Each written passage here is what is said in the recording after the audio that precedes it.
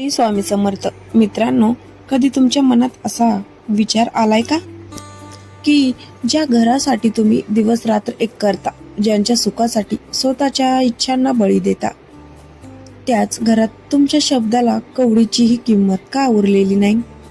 सकाळी उठल्यापासून रात्री झोपेपर्यंत सगळ्यांच्या गरजा पूर्ण करू नये, शेवटी पदरी फक्त दुर्लक्ष आणि अपमानच काय तो? जर तुम्हालाही असं वाटत असेल की घरातले लोक तुम्हाला गृहीत धरतात, तुम्हाला अगदी हलक्यात घेतात आणि तुमच्या असण्याने किंवा नसण्याने कोणालाच काही फरक पडत नाही, तर सावध व्हा. कारण ही परिस्थिती समोरच्या व्यक्तीमुळे नाही, तर तुमच्या स्वतःच्या वागण्यामुळे निर्माण झाली आहे. जेव्हा आपण कोणासाठीही कधीही आणि कसेही उपलब्ध असतो, तेव्हा आपली किंमत हळूहळू संपत जाते. पण आता रडत बसण्याची किंवा कोणाशी भांडण्याची वेळ संपली आहे. आज मी तुम्हाला अशा काही गोष्टी सांगणार आहे ज्या तुम्ही तुमच्या आयुष्यात लागू केल्या तर जे लोक आज तुम्हाला विचारत नाहीत, तेच लोक उद्या तुमचा शब्द झेलतील आणि तुमची परवानगी घेतल्याशिवाय एक पाऊलही पुढे टाकणार नाहीत. हे बदल करायला थोडे कठीण आहेत, पण जर तुम्ही स्वतःच हरवलेला आदर परत मिळवू इच्छित असाल तर हा व्हिडिओ शेवटपर्यंत पाहणं तुमच्यासाठी अत्यंत गरजेचं आहे. चला तर मग जाणून घेऊया स्वतःचं वजन कसं वाढवायचं आणि आयुष्यात त्या 11 नियमाची अंमलबजावणी कशी करायची, ज्यामुळे घरातील प्रत्येक व्यक्ती स्वतःसारखी सरळ होईल. घरात आपली किंमत कमी होण्याचं मुख्य कारण म्हणजे आपण समोरच्या व्यक्तीला दिलेली गरजेपेक्षा जास्त सवलत. जेव्हा आपण कोणासाठीही 24 तास उपलब्ध असतो आणि स्वतःच्या कामापेक्षा इतरांच्या कामाला जास्त महत्त्व देतो, तेव्हा नकळतपणे आपली प्रतिमा एका गृहीत धरलेल्या व्यक्तीसारखी होते. जर तुम्हाला वाटत असेल की घरातल्या प्रत्येकाने तुमचा शब्द ऐकावा, तर सर्वात आधी तुमची उपलब्धता मर्यादित करा. प्रत्येक वेळी हो म्हणण्याऐवजी कधीतरी नाही म्हणायला शिका. तुमचं हे नाही म्हणणं समोरच्याला तुमची किंमत काय आहे याची जाणीव करून देतं. ज्या व्यक्तीकडे स्वतःसाठी वेळ नसतो त्याला जगही वेळ देत नाही, हे त्रिकाल बांधित सत्य आहे. दुसरी महत्वाची गोष्ट म्हणजे शब्दाचा वापर. जे लोक खूप जास्त बोलतात किंवा प्रत्येक लहान सहान गोष्टीत आपली मत मांडत राहतात, त्यांच्या शब्दामधलं वजन हळूहळू कमी होत जातं. तुम्ही जेव्हा मोजकं आणि विचारपूर्वक बोलता, तेव्हा लोक तुमचं बोलणं कान देऊन ऐकतात. तुमच्या बोलण्यात स्पष्टता आणि ठामपणा असायला हवा.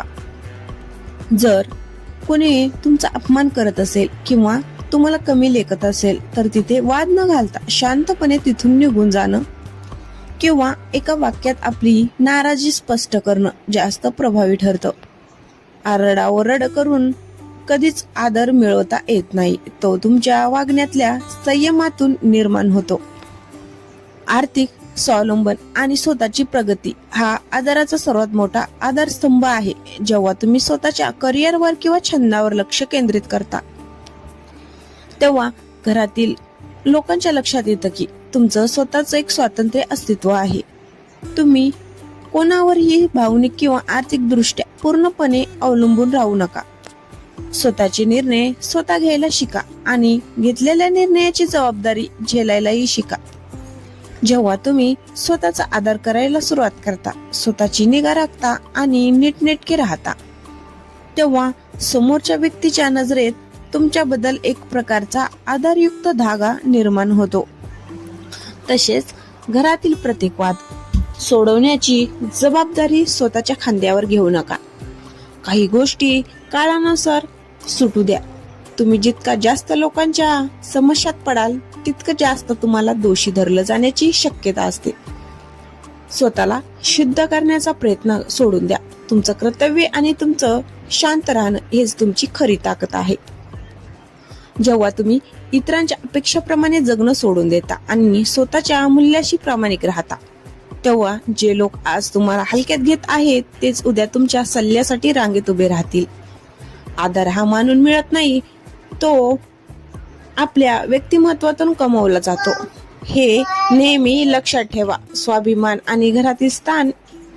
मित्रांनो, आयुष्यातील एक वेळ अशी येते जेव्हा आपल्याला जाणवतं की ज्यांच्यासाठी आपण रक्ताचं पाणी केलं, ज्यांच्या सुखासाठी स्वतःच्या इच्छा मारल्या, तीच माणसं आपल्याला आज गृहीत धरत आहेत. घरात वावरताना आपल्याला असं वाटू लागतं की आपलं असणं किंवा नसणं कोणालाच फरक पाडत नाही. जेव्हा तुमची मत कचऱ्याच्या डब्यात फेकली जातात किंवा तुमच्या अस्तित्वाची दखल घेणं लोक विसरतात, तेव्हा समजून जा की तुम्ही स्वतःची किंमत स्वतःच कमी केली आहे. हे चित्र बदलायचं असेल तर कोणाशी भांडण करून किंवा रडून चालणार नाही, तर तुम्हाला तुमच्या वागण्याच्या पद्धतीत आमूलाग्र बदल करावा लागेल. सगळ्यात आधी हे लक्षात घ्या की जो माणूस नेहमी हजर असतो त्याची किंमत शून्याकडे झुकते. तुम्ही जर घरच्यांच्या एका हाकेवर धावून जात असाल आणि स्वतःची महत्वाची काम बाजूला सारून त्यांच्या छोट्या मोठ्या गरजा पूर्ण करत असाल, तर त्यांना तुमचं हे वागणं कर्तव्य वाटू लागतं, प्रेम नाही. त्यामुळे तुमची उपलब्धता कमी करा. लोकांना तुमची उणीव भासू द्या. जोपर्यंत तुमच्या नसण्याने कोणाचं काम अडत नाही, तोपर्यंत तुमच्या असण्याची किंमत कोणालाच कळणार नाही. तसेच तुमचं बोलणं मोजकं ठेवा. जो माणूस विनाकारण बडबड करतो त्याच्या शब्दामधील धार निघून जाते. तुम्ही जेव्हा शांत राहता आणि फक्त गरजेचं असेल तेव्हाच बोलता, तेव्हा घरातील लोक तुमच्या शब्दाची वाट पाहू लागतात. दुसरी महत्वाची गोष्ट म्हणजे तुमची आर्थिक आणि मानसिक स्वावलंबिता. जर तुम्ही प्रत्येक पैशासाठी किंवा प्रत्येक निर्णयासाठी इतरांच्या तोंडाकडे बघत असाल तर लोक तुम्हाला हलक्यात घेणारच. त्याच एक स्वतंत्र विश्व निर्माण करा. तुमचं करिअर, तुमचे छंद आणि तुमची प्रगती यावर इतका वेळ खर्च करा की तुम्हाला कोणाच्या दुर्लक्षाकडे लक्ष द्यायला वेळच उतरणार नाही. जेव्हा तुम्ही स्वतःच्या नजरेत मोठे होता तेव्हा जगाची नजर तुमच्याकडे बघताना आपोआप बदलते. स्वतःचा आदर करायला शिका. जर कोणी तुमचा अपमान करत असेल तर तिथेच त्यांना स्पष्टपणे पण शांतपणे जाणीव करून द्या की हे तुम्हाला मान्य नाही. सहन करण्याची एक सीमा ठरवून द्या, कारण अति सहनशीलता ही समोरच्याला अन्याय करण्याची परवानगी देते. आपल्या भावनावर ताबा मिळवणं हे सुतासारखं सरळ होण्याचं सर्वात मोठं लक्षण आहे. घरात काही झालं की लगेच रडणं, चिडणं किंवा स्पष्टीकरण देत बसणं सोडून द्या. तुमचं शांत राहणं हे ओरडण्यापेक्षा जास्त भीतीदायक असतं. कोणालाही सिद्ध करण्याचा प्रयत्न करू नका की तुम्ही किती चांगले आहात. तुमचं वागणं आणि तुमचं यश हेच तुमचं सर्वात मोठं उत्तर असू द्या. ज्या दिवशी तुम्ही स्वतःला प्राधान्य द्यायला सुरुवात कराल त्या दिवशी घरच्यांना कळून चुकेल की तुम्ही आता पूर्वीसारखे उपलब्ध राहिलेले नाही आहात. आदर हा मागून मिळत नसतो, तो तुमच्या व्यक्तिमत्वातून निर्माण होणाऱ्या वलयाने कामावला जातो. हे नियम जेव्हा तुम्ही तुमच्या आयुष्यात अंमलात आणाल तेव्हा पहा, जे लोक आज तुम्हाला दुर्लक्षित करत आहेत तेच उद्या तुमचा शब्द झेलण्यासाठी उभे राहतील. मित्रांनो, हे सर्व नियम किंवा हे बदल ऐकायला कदाचित थोडे कठोर वाटू शकतात, पण स्वतःच्या अस्तित्वासाठी आणि स्वाभिमानासाठी कधी कधी थोडं कठोर होणं गरजेचं असतं. लक्षात ठेवा, आपण कोणावरही अन्याय करत नाहीये किंवा कोणाशी भांडण करत नाहीये, तर आपण फक्त स्वतःचा हरवलेला आदर पर्वत मिळवण्यासाठी प्रयत्न करत आहोत.